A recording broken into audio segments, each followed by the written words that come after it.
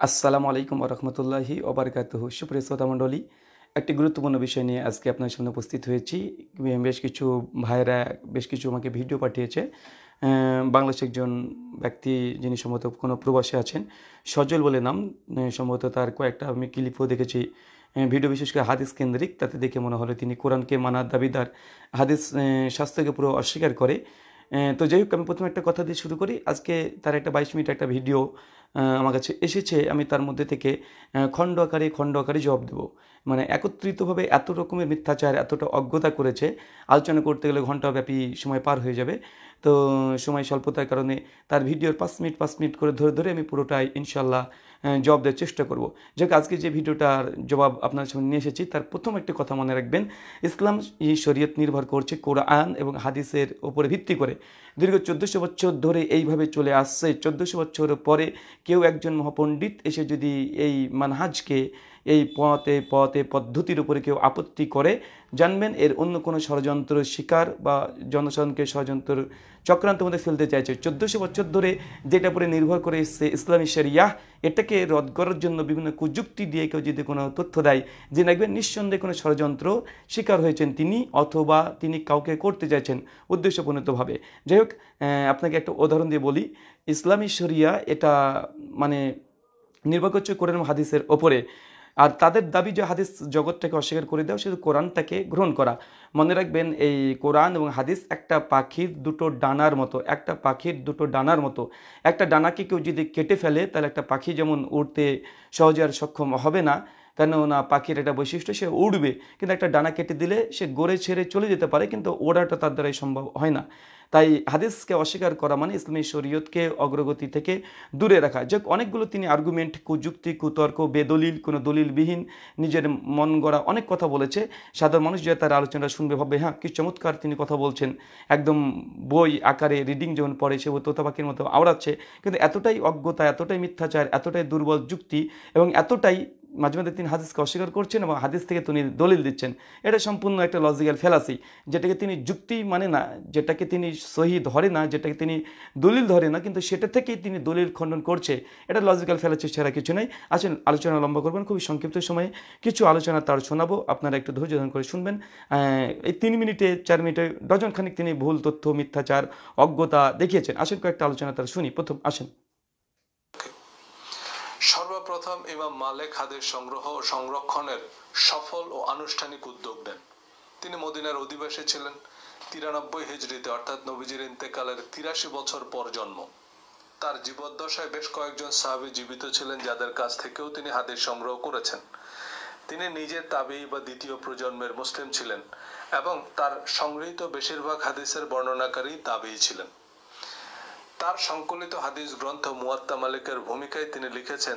এখানে কমপক্ষে 3টে মিথ্যাচার করেছে। প্রথম কথা, তিনি বলছেন যে, প্রথম কথা যে একটা ধরিনি যে ইমাম মালিক রাহিমাহুল্লাহ থেকেই আনুষ্ঠানিকভাবে হাদিস সংকলন শুরু হয়েছে, এ কথাটা কিছুটা গ্রহণযোগ্যতা থাকতে পারে। কিন্তু ইমাম মালিকের আগে ইমাম আবু হানিফা রাহিমাহুল্লাহর নামে একটা মুসনাদ ইমামে আজম ইমাম মালিকের মজুদ আছে। এমনকি ইমাম আবু হানিফা রাহিমাহুল্লাহর মুসনাদ ইমামে আজম মজুদ আছে, সেটা আলাদা বিষয়, ওটা বলছি না। তারপর তার তর্কের ক্ষেত্রে ধরে নিলাম এখানে যে তিনি বলছেন ইমাম মালিক তিনি একজন স্বয়ং তাবেঈ ছিলেন, তার সময়তে সাহাবীরা জীবিত ছিলেন এবং সাহাবীদের কাছ থেকে হাদিস নিয়েছেন।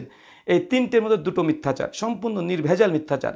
প্রথম কথা, ইমাম মালিক রাহিমাহুল্লাহ তিনি তাবেঈ ছিলেন, তিনি কোথায় পড়েছেন? কোরআনে কোনো আয়াতে আছে যে তিনি বলেছেন যে তিনি মালিক কি ছিলেন, বা কোনো হাদিস দ্বারা কি প্রমাণিত, অথবা কোনো মুহাদ্দিসগণ কি তাকে তাবেঈ বলে স্বীকার করেছেন বা কেউ বলেছেন যে ইমাম মালিক তাবেঈ ছিলেন? প্রথম কথা, ইমাম মালিক যে তাবেঈ ছিলেন এই যে একটা তথ্য দিলেন, তার নিকটে কোরআনই যখন হুজ্জাত, হাদিস যখন হুজ্জাত নয়, তাহলে এখানে তার উপরে কি কোনো ঐহবতীর্ণ হয়েছে? না ইমাম মালিকের যুগে এই সজল নামক এই ব্যক্তি উনি ছিলেন যে দেখেছেন ইমাম মালিক তিনি তাবেঈ ছিলেন? কিসের ভিত্তিতে আর্গুমেন্ট? তিনি এই যে তথ্য একটি দিলেন যে ইমাম মালিক তাবেঈ ছিলেন, প্রথমত এটা মিথ্যা কথা।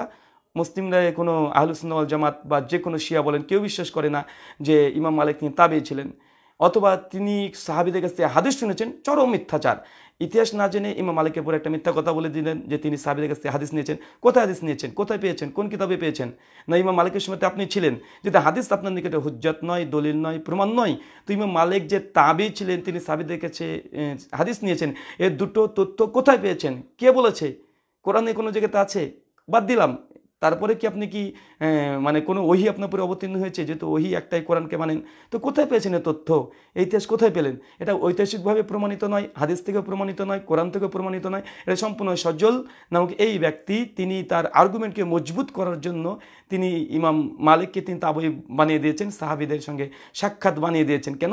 তিনি ইমাম মালিককে যে তাবি প্রমাণ করে দিতে পারেন, তাই দেখবে যে তাবিদের যুগ থেকে হাদিস নিয়ে এত মতনৈক্য, এত মতভেদ, তাহলে ইমাম বুখারী তো অনেক পরে এসেছে, আরও মতনৈক্য হবে। মানে এটা মিথ্যা দিয়ে তিনি তার আর্গুমেন্টকে যুক্তি খাড়া করছে, মানে ধীরে ধীরে মানুষকে ঢোকানোর চেষ্টা করছে, সম্পূর্ণ মিথ্যাচার। যাই হোক, এটা অজ্ঞতা, তাকে ফিরিয়ে নেওয়ার কথা দরকার এই কথাটা। এবং এতটাই অজ্ঞতা আপনারা সকলে বুঝেছেন যে হাদিস নিয়ে যারা অভিযোগ করছে ইমাম মালিক তাবি ছিল কি তাবি ছিল না এটাই তিনি জানেন না, সাহাবীর সঙ্গে সাক্ষাৎ করেছে কি করেনি এটাই তিনি জানেন না। আবার তিনি হাদিস শাস্ত্রকে অস্বীকার করতে চাইছেন, কিন্তু সাধারণ জনসাধারণ কয়জন জানে? ভাববে যে হ্যাঁ এই লোকটা বলেছে, মানে এটাই ঠিক, চরম সুন্দর করে মিষ্টি ভাষিতে কথা বলতে পারে, মানে মানুষকে মন মজিয়ে দিবে। এমন কেন ভাই? সঠিক তথ্য দেন। আপনি হাদিস অস্বীকার করেন, আমার সমস্যা নেই, আপনি যা ইচ্ছা তাই করতে পারেন। কতজন দুর্গাপূজা করছে, কালী পূজা করছে, যিশুকে ঈশ্বর মানছে, করুক, সমস্যা নেই। কিন্তু মিথ্যা তথ্য কেন? মিথ্যা তথ্য কেন দিবেন? আপনি সত্য তথ্য দিয়ে আপনার যুক্তিকে আপনি উপস্থাপন করেন, আপনাকে এটা অধিকার আছে। কিন্তু মিথ্যা তথ্য দিয়ে আপনি কেন মানুষকে ভুল তথ্য দেবেন? ভুল তথ্য কেন? তথ্য সন্ত্রাসী কেন হবে এখানে? জি না, আপনি কোরআন যদি না মানেন আমার কোনো আপত্তি নেই, আপনি হাদিস মানেন না, কোনো আমার সমস্যা নেই, কে মূর্তি পূজা করছে আমার কোনো সমস্যা নেই, কিন্তু মিথ্যা তথ্য কেন দিবেন? ইমাম মালিক সাহাবী এই তাবি ছেড়ে কোথায় পেয়েছেন? তিনি কয়জন সাহাবীর কাছ থেকে হাদিস নিয়েছে, কোথায় পেয়েছেন? আজীব ব্যাপার। মিথ্যা কথা দিয়ে কেন আপনি বিভ্রান্ত করবেন? সত্য কথা বলেন, আর্গুমেন্ট শক্ত দেন, মজবুত দেন, আপনার কথাকে আমরা বিশ্লেষণ করে দেখব। আসেন তারপর 2 নম্বর কথা আরও কি বলছে। 1 লক্ষ হাদিস সংগ্রহ করেছেন। এই 1 লক্ষ হাদিস থেকে যাচাই বাছাই করে তিনি 1800 হাদিস মুয়াত্তায় স্থান দিয়েছেন, যার অর্থ হচ্ছে প্রায় 98,000 হাদিস তিনি গার্বেজ করে দিয়েছেন। মাত্র 1800 হাদিস তিনি মুয়াত্তা মালিকে মাত্র 1800 হাদিস সংকলন করেছে, আর তার মানে ইমাম মালিক 98,000 হাদিসকে গার্বেজ করে দিয়েছে। মানে এটা অন্য কিছু না, একটু অজ্ঞতার কারণে বলেছে। এই মূর্খটা এতটাও জানে না, এই ব্যক্তি এতটাও জানে না, মুহাদ্দিসদের নিকটে 1000 হাদিস মানে তারা মতন টেক্সটকে বলে না, তারা সনদকে বলে। আবার বোঝাই, মানে যদি মূর্খ যদি হয় তো পদস্খলন ঘটবে, এ কথাই স্বাভাবিক। মূর্খকে পণ্ডিতি দেখানোর চেষ্টা করছেন তিনি। মনে রাখবেন সুপ্রিয় শ্রোতা মণ্ডলী, ইমাম মালিক 1 লক্ষ হাদিস জানতেন, ইমাম বুখারী 6 লক্ষ হাদিস জানতেন। এর মানে কি? হাদিসের দুটো অংশ, একটা হচ্ছে মাতন মানে মূল টেক্সট, যেখান থেকে শুরু হচ্ছে আবু হুরায়রা রাদিয়াল্লাহু তাআলা আনহু বলেছেন, রাসূল সাল্লাল্লাহু আলাইহি ওয়াসাল্লাম বলেছেন, এটাকে বলে টেক্সট, এটা হচ্ছে মতন। আর ওপরে যেটা হচ্ছে সনদ, যে হাদ্দাসানা ফুলান হাদ্দাসানা ফুলান হাদ্দাসানা ফুলান। মুহাদ্দিসগণ যখন বলা হয় যে ইমাম বুখারী 6 লক্ষ হাদিস জানেন, ইমাম আহমেদ 10 লক্ষ হাদিস জানেন, ইমাম মালিক 1 লক্ষ হাদিস জানতেন, এর অর্থ এটা নয় যে ইমাম মালিক 10 লক্ষ হাদিসের টেক্সট জানতেন। একটা ছোট্ট উদাহরণ দিয়ে বুঝতে পারবেন। ইমাম বুখারী রাহিমাহুল্লাহ সহিহ বুখারীতে রফুল ইয়াদিন করতে হবে এই মর্মে মাত্র 3টা হাদিস নিয়ে এসেছে। সহিহ বুখারী 735 থেকে 737, 38, 39 এই কয়েকটা 5-6টা হাদিস নিয়ে এসছে। কিন্তু ইমাম বুখারী রফুল ইয়াদিন প্রসঙ্গে 400-র বেশি হাদিস জানতেন, কিন্তু বুখারীতে নিয়ে এসছে 5খানা। কেন? কারণ টেক্সট মূল একটাই যে রফুল ইয়াদিন করতে হবে, এবং সনদ জানতেন 400খানা। তো মুহাদ্দিসদের নিকটে 1 লক্ষ হাদিস মানে 1 লক্ষ সনদ জানা, 1 লক্ষ টেক্সট জানা নয়। ইমাম বুখারী সূরা ফাতিহা পড়তে হবে এই মর্মে সহিহ বুখারীতে 3টা হাদিস নিয়ে এসছে, 756, 57 এরকম ধরনের। কিন্তু ইমাম বুখারী তিনি সূরা ফাতিহা পড়তে হবে ইমাম মুক্তাদিকে এই মর্মে তিনি কমপক্ষে 350 হাদিস জানতেন, যেটা তার জুজুল কিরাতে তিনি নকল করেছেন, এবং জুজুল রফুল ইয়াদিন বিভিন্ন সনদ নিয়ে এসেছেন। তার মানে সর্বোপরি কথা এতটাই, সুপ্রিয় দর্শক মণ্ডলী, এই মূর্খটা এতটাই জানে না, মুহাদ্দিসদের নিকটে 1 লক্ষ হাদিস মানে 1 লক্ষ তিনি সনদ জানতেন। মতন যে 1 লক্ষ হতে হবে এমনটা নয়। যেমন রফুল ইয়াদিন করার পক্ষে ইমাম বুখারী জানতেন 400 হাদিস, মাত্র নিয়ে এসেছে বুখারীতে 5খানা হাদিস। কিন্তু বারবার যদি এই 400 হাদিসে যদি বলে যে ইমাম মালিক বলেছেন, ইমাম আবু হুরায়রা বলেছেন, ইমাম জাবের বিন আব্দুল্লাহ বলেছে, এইভাবে যে 400খানা হাদিস রফুল ইয়াদিনের একই টেক্সট নিয়ে আসে, বইটা অনেক বড় হয়ে যাবে। এই জন্য মুহাদ্দিসরা করেন কি, তারা অথেন্টিক চেন নিয়ে আসে, সনদ নিয়ে আসেন, 3-4টে মতন। টেক্সটটা হচ্ছে হাদিসের ইস্তেমবাদ করার মূল বিষয়, তার জন্য 400। যেমন ইন্নামাল আমালু বিন্নিয়াত, নিয়াত সমস্ত কর্ম উপরে নির্ভর করে। ইমাম বুখারী বলছেন যে আমি 70 জন তাবেঈ সাহাবী থেকে সনদ আমি জানতাম, কিন্তু ইমাম বুখারী নিশ্চয় একটা। একটাতে নিয়ে এসে ৭০টা সনদের কাজ হয়ে গেছে, এই জন্য একটাই নিয়ে আসে। 400খানা রাফুল আদানের হাদিস আছে, কিন্তু 5খানা নিয়ে এসেছে, সমস্ত শরীয়তকে 5খানা হাদিসের মধ্যে ইনক্লুড হয়ে গেছে। তার জন্য 400খানা আলাদা আলাদা রাফুল আদানের হাদিস, তারপরে সূরা ফাতিহা পড়ার হাদিস, ৭০খানা ইননামাল আমালু বিন্নিয়াত, নিয়াতের হাদিস নিয়ে আসার জরুরত নেই। তার মানে এখানে বুঝতে হবে মুহাদ্দিসগণের নিকটে হাদিস জানা মানে এই নয় যে মতন জানা, এটা ধোঁকা দিচ্ছে, প্রতারণা করছে, বাটপারি করছে, অথবা এটা মিথ্যুক, সে জানা শোনার পরেও মুসলিমদেরকে বিভ্রান্ত করার চেষ্টা করছে অন্য কোনো কারণে। মুহাদ্দিসদের নিকটে একটাই কথা মনে রাখবেন, যারা ধোঁকা দেবে, মুহাদ্দিসদের নিকটে হাদিস জানা মানে সনদ জানা। মতন যে 6 লক্ষ হতে হবে এমনটি নয়। একটা মতনের 20 জন সাহাবি, 20 জন তাবেই, 20 জন তাবাই তারা বর্ণনা করতে পারেন। এটা মুহাদ্দিসদের নিকটে সনদ জানা মানে হাদিস জানা। কিন্তু আমাদের উসুল বা শরীয়ত নির্ভর করছে মূলত এই মতনের উপরে, মূল টেক্সটের উপরে। তাই মেসেজ একটাই, 100 জন, 500 জন, 1000 জন বর্ণনা করেছে, তো 1000 জনের কথা বোখায় টানার দরকার নেই। অতএব এখান থেকে বোঝা যায় এতটাই, ইমাম মালিক 1 লক্ষ হাদিস জানতেন। 1800খানা হাদিস মুয়াত্তাতে প্রাধান্য দেওয়ার মানে এই নয় যে 98,000 হাদিসকে তিনি অস্বীকার করেছেন, এটা মিথ্যা কথা। কেন ইমাম মালিক একটা হাদিসকে দেখা যাচ্ছে উনি 20 জন তাবেই থেকে শুনেছে, তো 20টা হাদিস একই বিষয়ের, একই টেক্সে, একই মেসেজে নিয়ে আসার প্রয়োজন নেই। এই মূর্খগুলো এতটাও জানে না, তার জন্য এত বড় একটা মিথ্যা কথা বলে দিলেন। ইমাম মালিককে একটা মিথ্যুক প্রমাণ করার চেষ্টা, যে তিনি গার্বেজ করে দিলেন। আল্লাহ নবীর হাদিস 1 লক্ষের মধ্যে মাত্র 2000 নিয়ে এসেছে, 98,000 হাদিস তিনি গরমিল করে দিলেন। এগুলো ধোঁকাবাজি, প্রতারণা। আপনি অথেন্টিক দলিল দেন, আপনি হাদিস অস্বীকার করছেন করেন, কিন্তু কেন প্রতারণা আশ্রয় নেবেন, কেন ধোঁকাবাজিটা করবেন? আর যদি অজ্ঞহন এই বিষয়ে হাদিস শাস্ত্র পড়ে কথা কেন বলতে এসেছেন? আল্লাহ সুবহানাহু ওয়া তাআলা পবিত্র কোরআনে সূরা বানী ইসরাঈল 17 আয়াত 36 আল্লাহ বলেছে, যে বিষয়ে তোমার জ্ঞান নেই সে বিষয়ে তুমি কথা বলো না। ইন্না সামা আল বাসার আল ফুয়াদা কুল উলাইকা কানা আনহু মাসউলা, নিশ্চয়ই তোমাদের চক্ষু, কর্ণ এবং হৃদয় জিজ্ঞাসিত হতে হবে। আল্লাহ বলেছেন যে বিষয়ে তোমার ইলম নেই, জ্ঞান নেই, সে বিষয়ে কথা বলো না। আপনার হাদিস শাস্ত্র সম্পর্কে, সংকলন সম্পর্কে, ইতিহাস জানা নেই, আপনি কেন বলতে যাচ্ছেন? ইমাম মালিক সম্পর্কে জানেন না, কেন বলতে যাচ্ছেন? কোরআনের বিরুদ্ধে যাচ্ছেন, আপনি কিসের কোরআন মানেন? আজীব বিষয়। আসেন, আমার খুবই সংক্ষিপ্ত সময়, আমি প্রোগ্রামের জন্য বের হয়েছি, তার জন্য সংক্ষিপ্ত। হাদিসগুলোকে তার মিথ্যা বা বানোয়াট মনে হয়েছে। এই 98,000 দেখেন আরেকটা অভিযোগ, ইমাম মালিকের নিকটে নাকি এই 98,000 মিথ্যা বানট মনে হয়েছে, তার জন্য তার মুয়াত্তাতে নিয়ে আসেনি। এটা মিথ্যুক, এটা প্রতারক এবং অজ্ঞতার কারণে এসব কথা বলছে, নচেৎ তিনি মিথ্যুক, অন্য কোনো তার উদ্দেশ্য আছে, অন্য কোনো মিশন আছে। হাদিস তিনি কার্যত অস্বীকার করলেন, অর্থাৎ তিনি মুনকারিনে 98,000 হাদিস। দেখেন একই কথাকে কোনো জোর দিচ্ছে, তাগিদ দিচ্ছে, মানুষ এতে শুনে খুব খুশি হয়ে যাবে। মানে একই কথাকে তার মূল আর্গুমেন্টটাই ভিত্তিহীন, কোনো দলিল প্রমাণ ছাড়াই কথা বলছে। তারপরে আমি বলেছি 1 লক্ষ সনদ জানা মানে ইমাম বুখারী 6 লক্ষ সনদ জানতেন। হাদিস ইমাম বুখারী মুহাদ্দিসদের নিকটে হাদিসের পরিভাষা মানে সনদ জানা, আর মূল মেসেজ থাকতে পারে 10,000, কিন্তু সনদ থাকতে পারে 6 লক্ষ। এতটা মূর্খ জানে না। তার আর্গুমেন্টটা, তার দলিলটা, তার প্রমাণটা, মূল উৎস যদি বাতিল হয়, তার বাকি যত যুক্তি দেবে অনার্থক, সবগুলো এমনি ভিত দুর্বল হয়ে যাবে, মাকড়সার জালের মতো দুর্বল হয়ে যাবে। কেন তার মূল আর্গুমেন্ট, মূল দলিল এটাই যদি মিথ্যা, ধোঁকাবাজি, প্রতারণা হয়, তাহলে তার বাকি কথাগুলো তো অটোমেটিক এটা মানে ভিত্তিহীন হয়ে যাবে। এই নীতি, এই নিয়ম, এই উসুল আপনারা সকলে জানেন। আসেন তারপরে কথা শুনি। মানে একই কথাকে বারবার তাগিদ দিয়ে বিভিন্ন ভাষাতে, সুন্দর ভাষাতে তিনি বলতে পারছেন, মানুষ ভাবছে যে নাকি সত্যি এই লোকটা মনে হয় অনেক ইতিহাসবিদ, অনেক হাদিস শাস্ত্রবিদ, অনেক হাদিস সংকল ইতিহাস জানে। কিছুই জানে না, এতটুকু জানে না যে সনদ বলতে মুহাদ্দিসদের নিকটে কি, আর মতন বলতে কি, মুহাদ্দিসদের নিকটে হাদিস কাকে বলে, এতটাই জানে না। তাই ইনার একটা কথাতে, একটা যুক্তিতে এনে গোটা 20 মিনিটের ভিডিও জবাব হয়ে যায়, তারপরে কথা কিছু থাকে। জি, 98,000 হাদিস অস্বীকারী। দেখেন আবার একই কথা। ইন্তেকালের প্রথম শতকেই সাহাবী তাবেঈদের যুগে খোদ মদিনাতে যদি 1800 হাদিসের বিপরীতে লক্ষাধিক বানোয়াট কথা উঠতে পারে, সলফে সালেহিনরাই দেখেন সালফে সালেহিনের মধ্যে এবং সাহাবীদের জামানা থেকে তিনি মিথ্যা অভিযোগ করছে। ইমাম মালিকের যুগে যদি 98 নম্বর হাদিস যদি জাল হয়ে যায়, তাহলে পরবর্তী সময়তে এখনকার যুগে কি হতে পারে? প্রথম কথা রে ভাই, 98 1 লক্ষ হাদিস মানে মূল মেসেজ নয়, সনদ। বারবার একই মেসেজে সনদ নেওয়ার প্রয়োজন নেই, তার বই এত মোটা হয়ে যাবে। মূর্খটা দেখেন এই একটা যুক্তি দিয়ে গোটা ভিডিওটাকে তিনি বানিয়েছেন। আর তার যুক্তিটা যে একটা অনর্থক, দলিলবিহীন, একটা সাধারণ মানুষকে মিথ্যা দিচ্ছে, এটা আপনাদের প্রমাণিত। দেখেন পারে তো 1500 বছর পর ঢাকা বা নিউ ইয়র্কের অবস্থা কি হতে পারে অনুমান করতেই পারেন। হাদিস এবং ফিকহের উপর ইমাম মালিকের পাণ্ডিত্য প্রশ্নাতীত। তবে ইমাম মালিক অনেক হাদিস নিয়েই প্রশ্ন তুলেছেন, এমনকি মুয়াত্তায় উল্লেখিত অনেক হাদিস তিনি নিজের ফিকহে মাসালায় বিবেচনায় নেননি।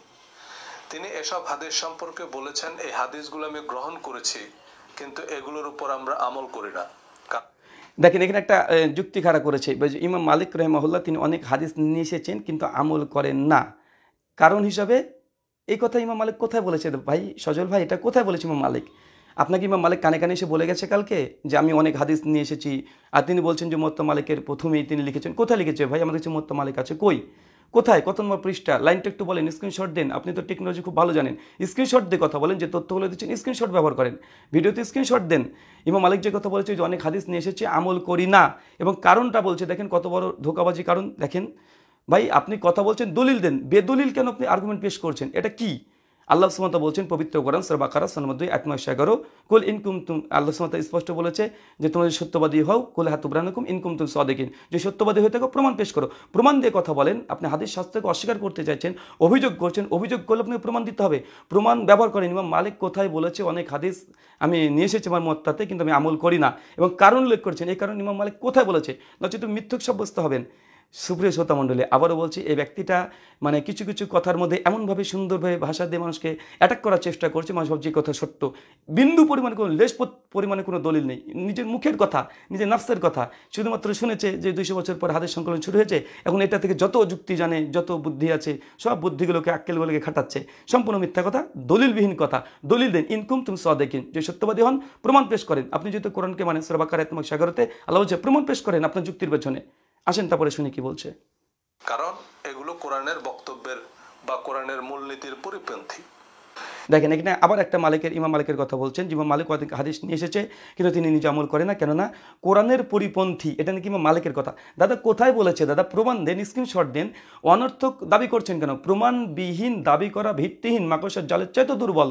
ভাই প্রমাণ পেশ করেন। এই হাদিসগুলো আমল না করলে আপনি গ্রহণ করলেন কেন, এমন প্রশ্নের জবাবে তিনি বলেন, এই হাদিসগুলো আমি জেনে বুঝেই রিজেক্ট করেছি। এটা বোঝানোর জন্য এই হাদিসগুলো আমি মুওয়াত্তায় উল্লেখ করেছি। নইলে অনেকেই মনে করতো আমি হয়তো এই হাদিসগুলো জানি না বলেই এমন ফতোয়া দিয়েছি। যেমন কুকুর কোনো পাত্রে মুখ রাখলে তার স্বাদ। আচ্ছা, এটার পরে জবাব দিচ্ছি। উনি যে আর্গুমেন্ট পেশ করেছে মালিকের নাকি এই ধরনের কথা বলেছে, ইমাম মালিক কোথায় বলেছে যে সহি হাদিস আমি পেয়েছি, সহি সাব্যস্ত হয়েছে কিন্তু আমি আমল করি না, কেন কোরআনের পরিপন্থী হয়ে গেছে? কোথায় বলেছে? যতক্ষণ না বলবে এই ব্যক্তি মিথ্যুক বলে বিবেচিত হবে। আল্লাহ সুবহানাহু ওয়া তাআলা পবিত্র কোরআনে একাধিক জায়গাতে বলেছে, সূরা ইমরান ৬১, ৬২, ৬৩ পর যে লাআনাতুল্লাহিল কাযিবিন, মিথ্যুকদের উপরে আল্লাহ লানত হোক। কোথায় বলেছে ভাই? প্রমাণ পেশ করেন। সুপ্রিয় শ্রোতা মণ্ডলী, ধোঁকা দিচ্ছেন কিভাবে দেখেন। দাবি করছে কোনো প্রমাণবিহীন, স্ক্রিনশটবিহীন। টেকনোলজি ভাই আপনি খুব ভালো জানেন, আপনি খুব টেকনোলজি ভালো জানেন। টেকনোলজি যেহেতু জানেন, আপনি স্ক্রিনশট ব্যবহার করেন, অথেন্টিক সোর্স দেন, দেখেন তারপরে কথা দেখেন। ধুয়ে নিতে হবে এমন একটি হাদিস ইমাম মালিক মুওয়াত্তায় উল্লেখ করেছেন, কিন্তু এই হাদিস তিনি অকার্যকর বলেছেন। কারণ কোরআন, ইমাম মালিক নাকি ৭ বার কুকুর যদি খাই, কোনো পাত্রে মুখ দেয় ৭ বার ধুতে হবে, এই ধোয়ার কাজটা ইমাম মালিক নাকি হাদিসটাকে অকার্যকর বলেছে। আমার কাছে মুওয়াত্তা মালিক আছে, এখানে দেখতে পাচ্ছেন মুওয়াত্তা মালিক আমার কাছে দুটো এখানে আছে। কোথায় আছে ভাই? হাদিস নাম্বারটা বলেন। ইমাম মালিকের কোন প্রকাশনী? ইংলিশ হলে ইংলিশ বলেন, বাংলা হলে বাংলা বলেন, আরবি হলে আরবি বলেন, উর্দু হলে উর্দু বলেন। কত নম্বর হাদিসের আলোকে ইমাম মালিকের এই মন্তব্যটা আছে যে ৭ বার ধৌত করা এই হাদিসটা অকার্যকারিতা, এটা গ্রহণীয় নয়? কোথায় বলেছে ভাই? দাবি করছেন হাদিস থেকে, হাদিসের রেফারেন্স দিতে কি হচ্ছে? আজীব ব্যাপার। মানে প্রত্যেকটা কথা তিনি দাবি করছেন প্রমাণবিহীন। অন্তত হাদিস নম্বর বলেন, পৃষ্ঠা নম্বর বলেন, স্ক্রিনশট ব্যবহার করেন, এত কিছু এখন আছে, দাবি করছেন অনর্থক। আজীব ব্যাপার। কুকুরকে অপবিত্র বলেনি। ইমাম আবু হানিফাও কুকুরের বিধানকে অন্যান্য প্রাণীর মতোই বলেছেন। কোথায় বলেছে ইমাম আবু হানিফা? কোথায় বলেছে ভাই? ইমাম আবু হানিফা রহিমাহুল্লাহ কোথায় বলেছে, কোন উদ্দেশ্যে বলেছে, কোন প্রসঙ্গে বলেছে? পেশ করেন। দেখুন, মানে ইনি মানুষের ব্রেনটাকে, সাইকোলজিটাকে কীভাবে ঘুরিয়ে দেওয়ার চেষ্টা করছে। এমনি তথ্য তার ভিত্তিহীন, দুর্বল আর্গুমেন্ট, তারপরে এমন এমন কথা বলছে যেগুলো ইমাম মালিকের কাছ থেকে এমন ভাব করছে যে ইমাম মালিক এসে কানে কানে এসে বলে গেছে। ইমাম মালিক ৯৩ হিজরিতে মৃত্যুবরণ করেছে, দীর্ঘ ১৩০০ বছর চলে গেল। ইমাম মালিক কোথায় বলেছে আপনাকে ভাই? যেই তথ্যটা বলেছে সেই তথ্যটা কি ওহী? যে কোনো গ্রন্থে যদি বলে থাকে সেটা কি ওহী? হাদিসকে যদি আপনি ১৪০০ বছর পরে গ্রহণ করতে না চান, ইমাম মালিকেরও তো ওই উক্তিটা ১৩০০ বছর আগে লিখেছে ইমাম মালিকের। তো ইমাম মালিকের এই কথার উপরে নির্ভর করে আপনি কী করে ইমাম মালিকের কল দিয়ে হাদিসকে অস্বীকার করছেন? আজীব ব্যাপার। মানে ইমাম মালিকের কথাকে তিনি সহি মনে করছেন, ওহির মতো মনে করে তিনি হাদিসকে অস্বীকার করছেন। আজীব আর্গুমেন্ট। আসেন তারপরে শোনেন। অন্যান্য প্রাণীর বেলাতেও একই। এবারে মুওয়াত্তা মালিকের ১৮০০ হাদিসের কাহিনী শুনেন। বা বলেন। ১৮০০ হাদিসের মধ্যে মাত্র ৬০০ হাদিস আছে মারফু আর হাদিস। বাবা বড় পণ্ডিত। মারফু হাদিসই হাদিস বলতে আমরা যা বুঝি, অর্থাৎ নবীজির কথা কাজ অনুমোদন। ৬০০ হাদিস আছে মওকুফ হাদিস। মওকুফ না মাওকুফ। হাদিসগুলোর সাথে নবীজির কোনো সম্পর্কই নেই। এগুলো হচ্ছে সাহাবীদের কথা, কাজ, অনুমোদন। ইনি জানেন না যে মাউকুফ হাদিস কখনো কখনো মারফু হতে পারে, এতটুকু উসুল জানা নেই, বা অন্তত কিছু উসুল হাদিসের গ্রন্থ গ্রন্থ পড়েন, কখনো কখনো সাহাবীরা যদি বর্ণনা করে, অনেক উসুল আছে, অনেক উসুল আছে আমাদের কাছে, মানে যারা হাদিস গ্রহণ করি এমনি গ্রহণ করলাম না, অনেক উসুল আছে আমাদের আর্গুমেন্টকে খণ্ডন করেন, উসুলে হাদিসকে খণ্ডন করেন, তারপর আপনার যুক্তি পেশ করবেন। মাউকুফ হাদিস কখনো মারফু হতে পারে এবং আছে, পরে ইনশাআল্লাহ দলিল দেবো। মানে এতটুকু জানে না উসুল হাদিস সম্পর্কে, শুধু অতটুকু জানে যে হাদিস সংকলন হয়েছে আল্লাহ নবীর 200 বছর পর বা 100 বছর পর, এবং যত যুক্তি জানে অনর্থক যুক্তি আউড়িয়ে চলে যাচ্ছে। আজীব ব্যাপার মানুষ। জি, তারপরে শোনেন। নবীজির সাহাবীদের প্রকৃত সংখ্যা কত? কয়েক লক্ষ। সাহাবী মানে যারা নবীজিকে সরাসরি দেখেছে। মদিনায় আধিপত্য প্রতিষ্ঠার পর এবং মক্কা বিজয়ের পর অনেকেই প্রাণ বাঁচাতে, সাধারণ ক্ষমা পেতে বা সরকারি দলের সুবিধা নিতে ইসলাম ধর্ম গ্রহণ করে, যারা প্রকৃতপক্ষে মুসলমান ছিল না। বাহ, কোরআনে মুনাফিকদের মানে আল্লাহ রাসূলের জামানাতে যেসব সাহাবীরা অনেকে ছিল ইসলাম কবুল করেছে, মানে এখানে আবার সাহাবীদের উপরে তিনি একটা হস্তক্ষেপ করতে যাচ্ছে যে সাহাবীরা, অনেক সাহাবী আছে যারা মুনাফিক বলতে যাচ্ছে, দলিলও পেশ করবে, আউযুবিল্লাহ, যারা আল্লাহ রাসূলের সাহাবীর উপরে যেটা অভিযোগ করবে, বা এদের কাছ থেকে আর কি আশা করা যায়, এরা ইসলামের বন্ধু না শত্রু, না ইসলামকে তারা কতটুকু বুঝেছে আপনারা বুঝতে পারবেন, তারপরে এনার কথা কতটা গ্রহণযোগ্যতা আছে আপনারা গ্রহণ করবেন। যে আল্লাহ রাসূলের জামানাতেই কোরআনে একটা আয়াত আছে যে হ্যাঁ মুনাফিক তাদের মধ্যে ছিল, তার মানে সাহাবীদেরকে মুনাফিক বলার একটা অপচেষ্টা, এবং মানুষের মধ্যে ধীরে ধীরে পুশ করার চেষ্টা করছে যে হ্যাঁ তোমার সাহাবীদের মধ্যে অনেক মুনাফিক ছিল, তারা হাদিস আল্লাহ নবীর নামে মিথ্যা বলতে পারে, মানে ওইটুকু আস্তে আস্তে ধীরে ধীরে পুশ করছে, খুব মানে সূক্ষ্মভাবে তিনি এইভাবে মানুষের ব্রেনটাকে অন্যদিকে মোড় দেওয়ার চেষ্টা করছে। আজীব ব্যাপার, প্রত্যেকটাই তিনি অনেক কৌশল করে শব্দগুলো চয়ন করেছে, এগুলো বোঝা যায়। কিন্তু সাধারণ মানুষ তারা সহজে জানে না হাদিস সংকলনের ইতিহাস, তারপরে তাই তো কোরআনে আছে এই ধরনের কথা, দেখেন বুঝতে পারবেন যে তার স্থূল প্রয়োজনীয় কীভাবে করছে। নিয়ে একটি সূরাই আছে, মুনাফিকদের সম্পর্কে বহু আয়াত আছে। সূরা তাওবা 97 নং আয়াতে আল্লাহ বলেছেন, আল আরাবু আশাদ্দু কুফরা ওয়া নিফাকান, আরবরা কুফর ও মুনাফিকিতে কঠিনতর। আরবরা সূরার 101 নং আয়াত, আর তোমাদের আশেপাশের মরুবাসীদের মধ্যে কিছু লোক মুনাফিক, এবং মদিনাবাসীদের মধ্যেও কিছু লোক অতিমাত্রায় মুনাফিকিতে লিপ্ত আছে, তুমি তাদেরকে জানো না, আমি তাদেরকে জানি। সুতরাং নবীজির সময়ে অনেক ছদ্মবেশী মুসলমান ছিল, কিন্তু আমরা জানি না তারা কারা। নবীজির মৃত্যুর পর এরা ধর্ম ত্যাগ করে হযরত আবু বকর রাদিয়াল্লাহু তাআলা, মানে এখান থেকে দেখেন আস্তে আস্তে বোঝানোর চেষ্টা যে সাহাবীদের মধ্যে অনেক মুনাফিক যেহেতু ছিল, কোরআনে হাদিস একাধিক জায়গাতে বলা হচ্ছে, এক্ষেত্রে মানে মানুষের ব্রেনটাকে একটু ঢুকিয়ে দেওয়া যে না সাহাবীদের মধ্যে খারাপ মানুষ ছিল, তারা হাদিস তৈরি করতে পারে, মানে সাহাবীদের জামাতে পরে একটা সূক্ষ্মভাবে ঘুরে কান ধরে তাদেরকে মুনাফিক প্রমাণ করা, অন্য কিছু না, মানে এটা ধীরে ধীরে ধীরে ধীরে ধীরে ধীরে মানে সাহাবীদের ব্যাপারের দিকে নিয়ে যাচ্ছে যে না তাদের মধ্যে কিছু মুনাফিক ছিল, মানে সাহাবীদের জামানাটাকে অস্বীকার করে দেওয়া, অথেন্টিকসিটি থেকে দূর করে দেওয়া, অন্য কোনো পরিকল্পনা, এতটাই পরিকল্পনা, সূক্ষ্ম কৌশল। দেখেন তারপরে দেখেন কি বলছে। খেলাফতকালে এই ধর্মত্যাগীদের সাথেই রিদ্দার যুদ্ধ হয়। নবীজির সকল সাহাবীদের কথা, কাজ, অনুমোদনও কি শরীয়তের বিধান? হযরত যায়েদ রাদিয়াল্লাহু তাআলা আনহু ছাড়া আর কোন সাহাবীর নামই নেই কোরআনে, অথচ তাদের কথা, কাজ, অনুমোদন কোরআনের সমকক্ষ হয় কোন বিবেচনায়?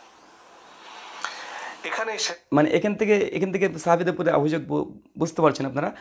কোরআন খুলবেন, সূরা বাকারা আয়াত 137, আল্লাহ বলছে ফাইনা আমানু বিমিসলিমা আমানতুম বিহি ফাকাদ ইহতাদাউ, যে তোমরা তাদের মতো ঈমান আনো তবে তোমরা হেদায়েত প্রাপ্ত হবে। আল্লাহ বলছে যদি তোমরা তাদের মতো ঈমান আনো তবে তোমরা হেদায়েত প্রাপ্ত হবে, মানে সাহাবীদের মতো ঈমান আনার কথা। সূরা নিসা আয়াত নম্বর 115 আল্লাহ সুবহানাহু ওয়া তাআলা বলেছে ওমা ইশাকিকি রাসূল মিন বাদি মা তাবান্নাল হুদা ইয়াত্তাবি গায়রি সাবিলিল মুমিনিন, মুমিনদের পথ ছেড়ে দিয়ে যারা অন্য পথে ধাবিত হবে আল্লাহ তাদেরকে সেই দিকে ধাবিত করবে, তবে জাহান্নামে নিক্ষেপ করবে। সূরা তাওবা আয়াত নম্বর 100 আল্লাহ বলেছে রাদিয়াল্লাহু তাআলা আনহু ওয়া রাদওয়ান, আল্লাহ সাহাবীদের উপরে খুশি হয়ে গেছে, রাজি হয়ে গেছে। আল্লাহ কোরআন সূরা তাওবার 100 নম্বর আয়াতে বলে দিয়েছে, কিন্তু সাহাবীদের মধ্যে একটা জামাতকে তিনি মানে মূলত অপবাদ দিয়ে গোটা সাহাবীদের জামাতটাকে সাধারণ জনসাধারণের কাছ থেকে বোঝানোর চেষ্টা করছে না সাহাবীদের মধ্যে অনেকে মুনাফিক ছিলেন। আবু হুরায়রা অনেক হাদিস বর্ণনা করেছে, হতে পারে তিনিও মুনাফিক ছিলেন, আবু মুসা আশআরী তিনিও মুনাফিক থাকতে পারেন, মানে এটা সূক্ষ্ম কৌশল, অন্য কিছু নয়, অন্য কিছু কৌশল নয়, একদম এতটাই। তারপরে দেখেন কি বলছে। শেষ নয়, প্রায় 250 মাকতু হাদিস আছে মুয়াত্তায়।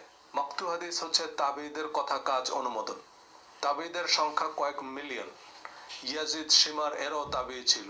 চলে এসেছে মূল জায়গায়। স্বয়ং ইমাম মালিক সাহাবী তাবেঈদের বর্ণিত 98,000 হাদিস গ্রহণ করেননি। এখানে আবার সে একই যুক্তি, সকল সাহাবী ও তাবেঈ বিশ্বস্ত বা সত্যবাদী ছিলেন না, সেখানে তাবেঈদের কথা, কাজ, অনুমোদন। ইনি যুক্তি খাড়া করলেন কি ইমাম মালিক যেহেতু 98,000 হাদিসকে তিনি বাদ দিয়েছেন, তাই ইমাম মালিকের নিকটে সাহাবী তাবেঈরা সত্যের মানদণ্ডে উত্তীর্ণ হতে পারেনি, মিথ্যুক, এ ধোঁকাবাজ। কেন ইমাম মালিক, আমি আগেই বলেছি 1 লক্ষ হাদিস জানতেন মানে এই নয় যে 1 লক্ষ মূল টেক্সট জানতেন। ইমাম মালিক মুয়াত্তাতে মাত্র 1800 টেক্সট নিয়ে এসছে। আর সনদ, এখান থেকে একটা হাদিসের 50টা সনদ ইমাম মালিককে জানা থাকতে পারে। এই নিয়ে সনদকে বলা হয় মূল হাদিস, আর টেক্সট মেসেজটা, এটা আমি বারবার বলেছি, একই আর্গুমেন্ট দিয়ে তার আর্গুমেন্টের মূল দবি ভিত্তিহীন। বিধান হয়। মুয়াত্তায় প্রায় 200 হাদিস আছে মুরসাল। আরবিতে বোম্বাস্টিক শোনালেও মুরসাল শব্দের অর্থ হচ্ছে পরিত্যাজ্য। দেখেন, বলে মুরসাল শব্দের অর্থ পরিত্যাজ্য, এতটুকু জ্ঞান নেই যে মুরসাল বলতে কাকে বলে। মুরসাল বলতে পরিত্যাজ্য কোথায় পেয়েছেন দাদা, কোথায়? আমি তো বুঝি না কোথায় পেয়েছে মুরসাল বলতে পরিত্যাজ্য। মুরসাল মানে সনদ বিচ্ছিন্ন, ছিন্ন হয়ে যাওয়া, সনদ বিচ্ছিন্ন হওয়া, চেনকে মাঝখান থেকে কেউ না থাকা। ইনি বলছে মুরসাল মানে আজীব ব্যাপার। এতটুকুই উসুল হাদিসে এতটুকু শব্দ জানে না যে মুরসাল বলতে কি বোঝে, অর্থ কি। নিজের মতো পণ্ডিতি জাহির করতে লেগেছে। আর হচ্ছে আবু বকরের সময়তে আবু বকর রাদিয়াল্লাহু আনহু অনেক মুনাফিকের বিরুদ্ধে যুদ্ধ করেছে। তো ভাই, আপনি কি আবু বকরের যুগে ছিলেন? আপনি এই ইতিহাস কীভাবে জানলেন? কোথা থেকে? হাদিস থেকে জেনেছেন। তো হাদিস আপনার নিকটে অথেন্টিক নয়, আবার হাদিস থেকে আপনি দলিল দিচ্ছেন। দেখেন, মানে যেটা ওনাদের পক্ষের, মানে হাদিসকে দুর্বল করার জন্য, সন্দেহ সংশয় সৃষ্টি করার জন্য যেসব তথ্যগুলো হাদিস থেকে লাগছে, ওগুলো নিজে দলিল ব্যবহার করছেন। কিন্তু আবার কিছু কিছু হাদিস, যেগুলো হাদিস আছে, ওগুলোকে অস্বীকার করছেন। এটা কি ভাই? আপনাদের দলিল যেটা, সেটা দিয়ে আপনি খণ্ডন করুন। আজব ব্যাপার। কারণ এসব হাদিসের বর্ণনাকারী নবীজির মৃত্যুর পর জন্মগ্রহণ করেছেন। এরা লোকমুখে এসব হাদিস শুনেছে, কিন্তু কোন লোকের কাছ থেকে শুনছে স্পেসিফিক মানে নেই। যে 600 মারফু বা নবীজির হাদিস আছে মুয়াত্তায়, তাতেও রিপিটেশন আছে অনেক। মানে এখান থেকে একটা হাদিসের অথেন্টিসিটি প্রমাণ হয়। উনি নিজে বলেন মুরসাল মানে আল্লাহ সাল্লাল্লাহু যুগের কথা বর্ণনা করছে একজন ব্যক্তি, কিন্তু মাঝখানে কার কথা মনে নেই। দেখেন, তার মানে যারা হাদিস বর্ণনা করেছে, যার কথা মনে নেই, তার নামটাও বলেনি। তারা কত মানে ন্যায়পরায়ণতার সঙ্গেই তারা হাদিসকে বর্ণনা করছে। তিনি নিজে বললেন যে অনেকেই আল্লাহ সাল্লাল্লাহু নামে হাদিস বর্ণনা করেছে, কিন্তু মাঝখান থেকে একজন ব্যক্তির কথা নাম মনে না থাকার জন্য তার নামটা বলেনি। তার মানে তাবেইরা, তাবাইরা তারা হাদিস বর্ণনা করেছে, কিন্তু কার কাছ থেকে শুনেছে মনে নেই, তার নামটা পর্যন্ত বলেনি। এত তারা ন্যায়পরায়ণতার সঙ্গে হাদিসটা বর্ণনা করতেন। কিন্তু এটা আবার তিনি ব্যবহার করছেন যে হাদিস বিরোধীর পক্ষে। বা মুরসাল হাদিস থেকেই প্রমাণ হয়ে যায় যে হাদিস বর্ণনার ক্ষেত্রে মানে কার কাছ থেকে শুনেছে সেই মনে নেই, এটাকেও তারা গ্রহণ করেনি, বা একটা মিথ্যা নামও বলেনি যে আমি অমুকের কাছ থেকে শুনেছি। তিনি যে অভিযোগটা করেছেন যে অনেক তাবেইরা মিথ্যা হাদিস বর্ণনা করতে পারে। আর এবার মিথ্যা হাদিস তো দূরের কথা, মিথ্যা ব্যক্তির নামই বলতে চাইনি যে আমি কার কাছ থেকে হাদিসটা শুনেছি। এখান থেকে হাদিস অথেন্টিসিটি প্রমাণ হয়ে যায়। মানে চোর চুরি করলে একটা চটি থুয়ে যায়। ইউনিক হাদিস হিসাব করলে শতিনেক প্রকৃত হাদিস আছে মুয়াত্তায়। হাদিসের এই জটিল শ্রেণীবিন্যাস আমরা কতজন বুঝি? আপনি বুঝেন? উনি বুঝেন অনেক। বুঝি বা আমাদের বোঝানো হয় মুয়াত্তা মালিকের হাদিস, সহিহ বুখারীর হাদিস বা সহিহ ইবনে হিব্বানের বর্ণনা, ব্যাস। হিজরি 80 সালে জন্মগ্রহণকারী সর্বকালের অন্যতম শ্রেষ্ঠ ইসলামিক স্কলার ইমাম আজম আবু হানিফা বয়সে ইমাম মালিকের 13 বছরের বড়। সমসাময়িক কালের মানুষ হলেও হাদিসের গ্রহণযোগ্যতা নিয়ে এই দুইজন জগৎ বিখ্যাত ইসলামের পণ্ডিতের দ্বিমত স্পষ্ট। এই দ্বিমতের ধান্দাবাজি একটা, ইমাম মালিকের সঙ্গে ইমাম আবু হানিফার হাদিসের সনদ নিয়ে মত নিয়ে নাকি বিরাট মত অনুক আছে। ভাই হাদিস নিয়ে নাই, ফিক নিয়ে আছে। ভাই ফিক কোনটা, হাদিস কোনটা জানেন না, আজীব ব্যাপার। এটা একটা মূর্খতা। এটা দিয়ে তার দাবিকে, তার মূল আর্গুমেন্টকে শক্ত করতে চাইছে, কিন্তু এটা ভিত্তিহীন কথা যে হাদিসের সনদ মতন নিয়ে নাকি তাদের মধ্যে মতনৈক্য হয়েছে। কোথায় পেয়েছেন এই তথ্য? কোথায় পেয়েছেন? আপনি ছিলেন ইমাম আবু হানিফা মালিক যখন মতনৈক্য করেছে, আপনি পাশ থেকে দাঁড়িয়ে দেখেছিলেন?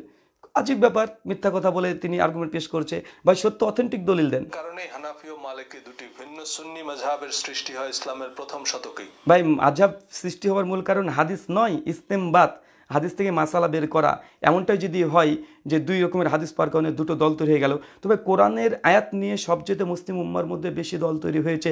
আলী রাদিয়াল্লাহু তাআলা আনহুকে খারিজিরা কোরআনের আয়াত দিয়েই তারা হত্যা করেছে। এবং ইসলামের যতগুলো আকিদার বিভক্তি হয়েছে, মাসালাগত বিভক্তি মাত্র 4টে, হানাফি, শাফি, মালিকি, হাম্বলি, কিন্তু আকিদার উপরে 100-এর উপরে ভাগ হয়ে গেছে। আর আকিদা নির্ভর করে কোরআনের উপরে। তো কোরআন থেকে তো মুসলিম উম্মার বেশি বিভক্ত হয়েছে, ভাগ হয়েছে। হাদিস থেকে তো মাত্র 4টে ফিক তৈরি হয়েছে।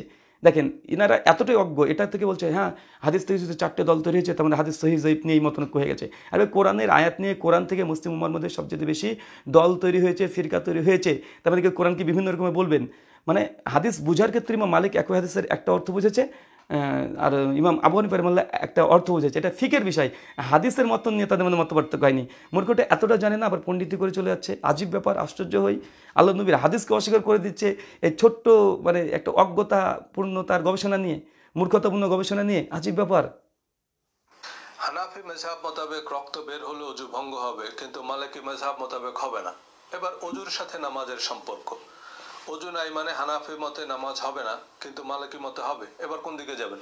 কোন দিকে যাবো না ভাই, আপনি দলিল দেন, আগে আগে কথাটা দলিল দেন, কোন দিকে যাবো মানে আশ্চর্য বিষয়। ফিকের হাদিসের কারণে যে ঘটেছে এমনটা নয়, ফিকের কারণে ঘটেছে। আমি এই কথাই এই বিষয়টা কোরআন থেকে আমি দেখাতে পারবো, এমন ধরনের ইস্তেমবাদ যে মানে পরবর্তী সময়তে অনেক আলেম ওলেমা, এমনকি উনিও, পাকিস্তানের যিনি জাভেদ আহমদ গাম্বাদি যিনি একজন আছেন, তিনি আহলে কোরআন, আর বাংলাদেশের মতিউর রহমান যিনি আছেন, উনি আহলে কোরআন। দুজনের মধ্যে মাসালাগত অনেক মতনৈক্য ঘটেছে, দুজনই কোরআন থেকে দলিল দিয়ে দুই রকমের বুঝেছে। তো হাদিস থেকে একই দুইজন ইমাম যে দুই রকম অর্থ বুঝে এবং রায় দেয়, এখানে কি এমন পেয়ে গেলেন বুঝি না। আশ্চর্য, অন্য কিছু নাই। হাদিসকে অস্বীকার করা মানে নবী মোহাম্মদ সাল্লাল্লাহু আলাইহি ওয়াসাল্লামের আদর্শকে অস্বীকার করা, ইসলামের অর্ধেক অংশকে অস্বীকার করে দেওয়া, অন্য কিছু নয়। সূক্ষ্ম চক্রান্ত, মুসলিমদেরকে মুরতাদ বানানো, ইসলাম থেকে খারেজ করে দেওয়া, ইসলামিক আদর্শ, ইসলামী আইন কানুন নিয়ম পদ্ধতি আখলাক চরিত্র বাহ্যিক সুরাত সবগুলোকে অস্বীকার করার মূল টার্গেট হাদিসকে অস্বীকার করে দাও। তার জন্য তার মূর্খতা অজ্ঞতার কারণে অনেকগুলো যুক্তি পেশ করছে দলিলবিহীন। তারপরে দেখেন, এমন অসংখ্য দ্বিমুখী রাস্তা আছে যার কারণ লোক মুখে শোনা হাদিস। ইমাম মালিক, ইমাম আবু হানিফা, লোকমুখে শোনা হাদিসের কারণে নাকি অনেক মতনৈক্য মতভেদ তৈরি হয়েছে। এত আজকে জবাব দিই, আমার সময় শেষ। এই জন্য আরে ভাই, এতটুকু আগে ইতিহাস সম্পর্কে জানেন, মুসলিমের ফিরকা সম্পর্কে জানেন। মুসলিমের সবচেয়ে বেশি বিভক্ত হয়েছে, মুনাফিক হয়ে গেছে, মুরতাদ হয়ে গেছে কিসের কারণে? কোরআনের আয়াত নিয়ে তার বিভ্রান্ত হয়েছে। কোরআনের আয়াত থেকে বিভিন্ন ইসলামে খারেজি রাফেজি শিয়া অধিকাংশ দল যারা দলিল ব্যবহার করে, কোরআন থেকে দলিল ব্যবহার করে, এবং যত বলেন তাকদীরকে অস্বীকার করেছে, তাও কোরআনের আয়াতকে অস্বীকার করে, তাকদীরকে গ্রহণ করেছে। মানে যারা মানে তাকদীরকে গ্রহণ করেছে তারা কোরআনে আয়াত দিয়ে তাকদীরকে সাবিত করে, যা তাকদীরকে অস্বীকার করে কোরআনের আয়াত থেকে তাকদীরকে অস্বীকার করে। তো ইসলামের মৌলিক আকীদাগত বিষয় নিয়ে পৃথিবীতে মুসলিমদের মধ্যে সবচেয়ে বেশি দল তৈরি হয়েছে। আর হাদিসের কারণে মাত্র 4টে দল, হানাফি, শাফি, মালিকি, হাম্বলি, এর বিকল্পের কোনো দল নেই।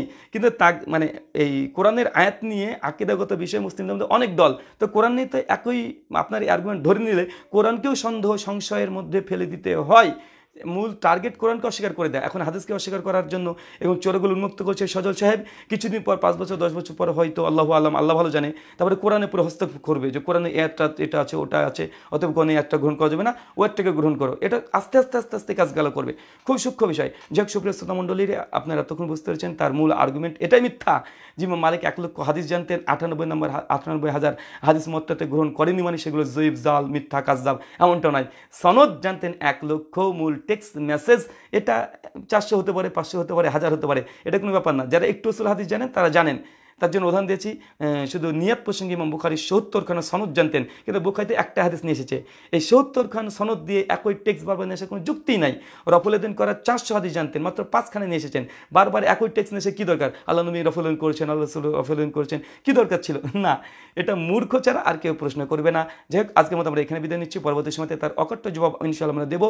বিভ্রান্ত হবেন না। এই ব্যক্তি উসুল হাদিস সম্পর্কে, ইসলামী হিস্ট্রি সম্পর্কে ন্যূনতম জ্ঞান নেই। শুধুমাত্র কোনো উইকিপিডিয়া হয়তো বা পেয়েছে, অত কোনো শিয়াদের লেখা কিতাব পেয়েছে, অথবা কোনো ওরিয়েন্টিস্টদের কোনো লেখা কিতাব পেয়েছে, হাদিসের সংশয় সৃষ্টি করে ওখান থেকে রিডিং তোতা পাখির মতো আউড়ে চলে যাচ্ছে দেখে দেখে। সম্ভবত আমার যা মনে হলো, তার কথা ভাষা শুনে, তার অ্যাটিটিউড দেখে, হাত পা নড়ানো দেখে মনে হলো কোনো প্রবন্ধ তিনি বসে বসে হয় আগে থেকে লিখেছে, তারপর তিনি রিডিং গড় গড় গড় গড় গড় গড় করে পড়তে শুরু করে দিয়েছে। এটা মূর্খতা ছাড়া কিছু না।